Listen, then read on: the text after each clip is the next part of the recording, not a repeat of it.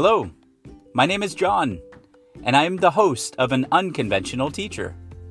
I want to welcome you to our podcast, a series of short episodes about teaching for teachers by unconventional teachers. Each week, we will explore a different topic related to taking risks and daring to be different for the sake of our students.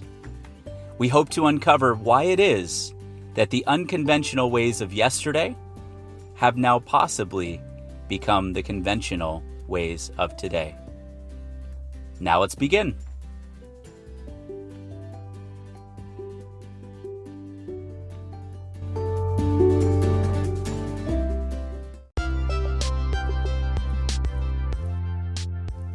Okay, everybody, in the spirit of Giving Tuesday and this podcast not being about making money, we wanted to encourage our listeners to go and donate $1, $2, $5, $10, $500, whatever your pocket can allow, towards an amazing organization that our guest today has recommended. It is called firstbook.org. Again, firstbook, FIRSTBOOK.org. Head over there. The donate button is on the homepage, and give what you can to help get books into the hands of all children and help decrease this resource gap that exists in our schools. Thank you so much on behalf of this podcast, on behalf of our guest today, Micah. Thank you so much for going over there and doing what you can. All right, now to our interview. Enjoy.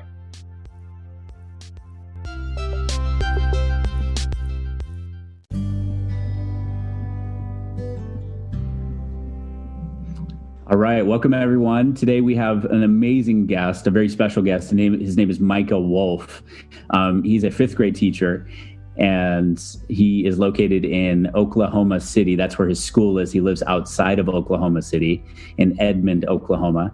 And Micah and I went to school together. We went to college together. He was a baseball player and just an all-around awesome guy. So I'm super excited for you guys to hear about Micah, what makes him tick, what makes him unconventional.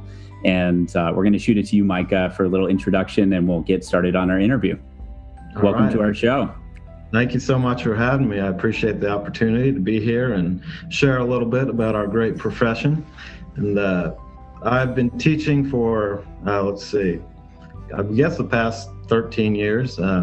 Started off in Seattle at a wonderful private school called Giddens School. Did 2 years assistant teaching there, and then we moved to Oklahoma, and I taught at a public school for a couple of years called Wiley Post. And then I've been at my current school, Dove Science Academy Elementary, for this is in my 9th year right now. So awesome. So you've been teaching since we graduated. Yeah. So it was what I went to school for, and really my dad taught second grade for 30 years, so he's kind of my role model in life. So I looked up to him always, and he was very unconventional as well. His second grade classroom was run like a village, and the kids, they had a lot of say in what they did and what they're learning, and it was a lot of stuff that applied to life outside of school too. So he was very innovative and inspiring. Thanks for that. And I can definitely relate to that. My dad is my inspiration. He just actually retired after 50 plus years of teaching. We lost my mom in October of last year. And he said, you know what, I think it's time to retire finally. So he threw in the towel, so to speak, after 5 decades of teaching. And man, we had a lot of talks about I remember teaching. I had your dad for a couple courses on teaching math. And he was really good. It was, very thorough, and you got deep into things that you didn't necessarily know.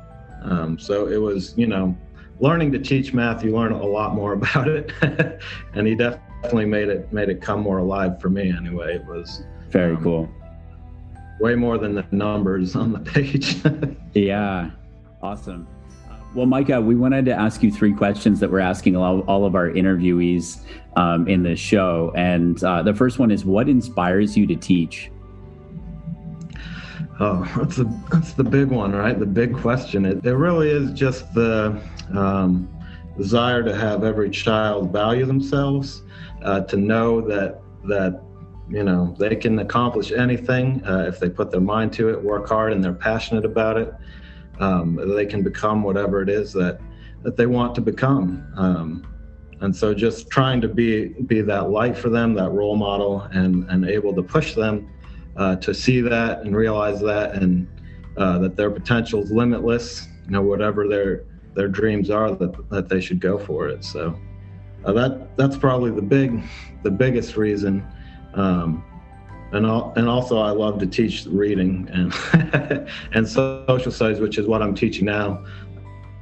Our fifth grade is split to I do language arts, social studies, and they have a math and science teacher. So I enjoy those subjects a lot, and trying to teach also outside of the textbook. Because a lot of times the textbook is a very limiting resource. It's something to go off of, but it's very limiting in a lot of ways.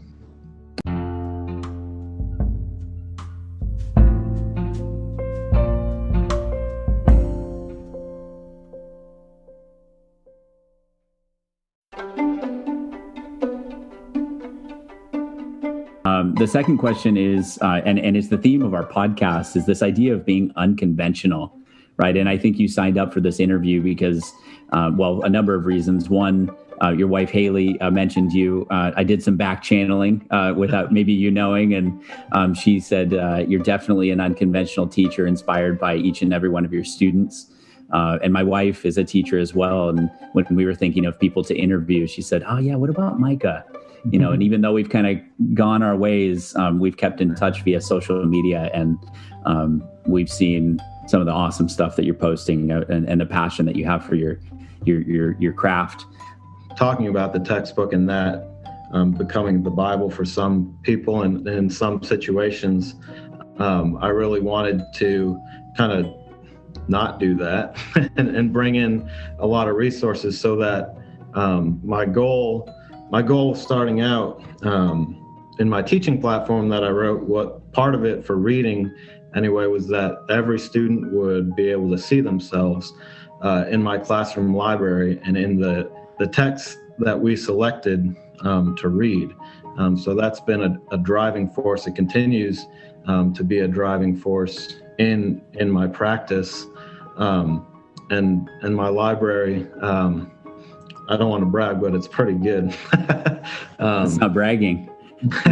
Your classroom library that you're talking about? Yeah, my classroom library, and that was a big driving force. I'll just read. I have a little part of my platform. As educators, we must support the students in our classroom with diverse reading materials so that they may see themselves as important enough to be represented in literature. Too much of the same type of reading is monotonous for any student, and a multicultural library will bless every student in every classroom, thus enabling him or her to envision a richer and clearer picture of humankind. So that really has stayed with me. And at this point in my own learning, I've learned that's really is an anti-racist perspective, that you want to embrace, the full humanity of students of all backgrounds. And so that really is, my bookshelf is my biggest ally in trying to accomplish that, and all the wonderful writers that are working to do that, and the things that I've become connected with to help me. And one article that I want to reference is really powerful. It's called Mirrors, Windows, and Sliding Glass Doors. It's written by Rudine Bishop. It was written actually in 1990, and if I'd read it in college, I definitely would have put it in my toolkit. But the summation is that windows, it's important to have books as windows, or mirrors, windows, and sliding glass doors. So the mirror, right, that it's important to be able to see yourself in literature. And then the window, that you can also look into other worlds and other experiences, and the sliding glass door, that you can actually step into that world and experience it through literature. So, and a really powerful metaphor, I think, for being able to open students' worlds really to, if they don't come from a diverse background, they can see, into these other worlds, and vice versa. If they do see a lot of diversity, they can see that celebrated in what they're reading. So Micah, that's really powerful stuff. I teach basic baby Spanish, yeah, to high schoolers. And so one of the things that, as you know, as a teacher of reading and history and social studies, is this idea of representing everyone. Giving everyone a platform, whether they come from a Black neighborhood, a Latino neighborhood, a white neighborhood, an Asian neighborhood, talking about ethnicity, or they come from two moms or two dads, and, whatever their situation is, or no moms, or whatever their story is, that they might find that mirror in a text.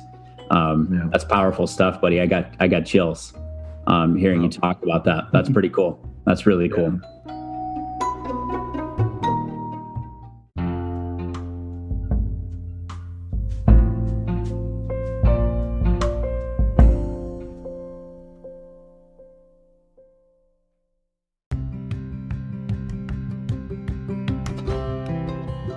I want to end our conversation here with a story. Can you give us a little story, maybe student-centered story, about why it is important to take those risks, why it's important to find those books that represent everyone and put them in front of their students? Yeah, a few things come to mind, but occasionally we do some sort of writing contest. And a lot of times it is, I tell them that it's going to be more powerful if it's more personal. So make it something that's personal to you, that celebrates who you are and that you are passionate about.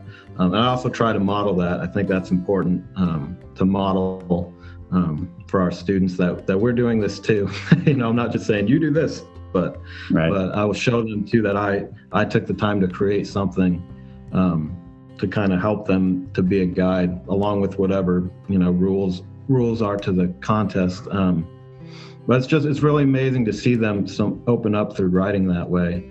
And there's been a couple success stories. I had a student a few years ago. We did a "What My Mother Means to Me" contest, and we had a student actually win the state. And so, that was obviously a risk, and then he got to go and be celebrated. So, and then for the kids to, not just in my classroom, but the entire school, to see something like that happen was really, really special. And I give him all the credit. I just stood there as a guide, and he went with it and told the world what his mother meant to him. So his big simile for his mom was, "My mother is like a warrior." The way that his mother fought for him and was just, a force in his life. And then recently we did a vocabulary contest, which is a great teaching resource. It has a hip hop song for about any topic you could imagine, which I use it, almost every day. It's just a phenomenal resource. So I'll plug it, vocabulary.com. You check it out. You can start with a free trial, and then it's about $90 a year. And can you spell that out for our listeners? It's Flowcabulary, right? Yeah, it's Flocabulary. So Perfect. Instead of a B, you just have a FL for vocabulary, but Flowcabulary. So, but they had a Hispanic Heritage Month contest just this year. It was their first one. And then they got to choose, which I think is also huge. Anytime you're doing a project, it's student choice. That just makes them so much more enthusiastic about it. and so I had a student who got through the first round. He picked an astronaut that he learned about who had a Hispanic background. And so we were really excited. He got through the first round, and I kind of told him, it's a national contest, so I don't know what'll happen, but he ended up winning. And it was just, I was over the moon for him, excited, and he's really excited. And so now they're gonna turn his rap into a song on their website. So, check that out. So Mr. Wolfe's, is that what they call you, Mr. Wolfe? Yep. Yeah. So Mr. Wolfe's student wins a national competition. Yeah, so awesome. It was really special and we got on with the vocabulary team, and they told him, what would be happening, and he's excited. His classmates are excited. It takes some guts to submit something and then to continue to do it, because in round 2 he had to video himself doing his rap. So it was, it took some guts to do that, and and it paid off this time. So if you got to take risks if you want the reward, right? And you never know where it's going to lead you. And of course, sometimes the risk will flop, but sometimes it ends up with something beautiful like that. So wow, huge props to you, props to those students. Yeah, that's just amazing. Yeah, and I want to just clarify that, yes, the student risk, right? Fifth graders taking a risk, and that's what we want. But this podcast is also about, where does that risk taking start? And I hear it starting with you, Micah. I hear it starting with the willingness to get in there and figure out the competition rules. And half the that's what blocks me half the time, right? It's like, I don't want to figure out the rules and and then go and deal with all the nitty gritties of the competition. But when you do, and you give a platform, for one student, they could win nationally, and you're proof of it. Awesome. Well, that's about the end of our time here for our short podcast, Micah. And we want to thank you for sharing some really important things with us today, and for being one of our first interviews on the show. We have some awesome listeners already, and we're hoping that this project, this Pay It Forward project, continues on and really starts to snowball. And we hear from incredible educators such as yourself. Can keep on doing the great work. It's awesome to talk with you, and what a success you're having in year 13, 14. Can you imagine what's going to be in 22 and 23, and maybe at the end of your career as you really work on this stuff? So you have any final words for us and our listeners? Oh, well, teaching is it's very important, and we don't always get the credit we deserve from society and from politicians, but just look to those students. Those students are what matter, and they will tell you. You will know by your students, that you're having an impact. Just look to the students, and they will buoy you. Because that's why we all do it. So, that's my parting thoughts. Thanks for that. Our students do buoy us, don't they? That's a great word for them. That's the second time I've heard that word in 24 hours. So we're gonna end with that. Allow your students to buoy you. Yeah, wonderful. Thank you so much for coming on this Saturday. I know you have your own family, your own beautiful kids, and you're probably like all of us thinking about what Monday will bring. Awesome. Well, thank you so much for being here with us, and we will keep in touch with you, and enjoy your students. Take care. Thank you for thinking of me and having me, and continued blessings to you, your students, and your sweet little family there. Absolutely. Take care. Thank you. You too.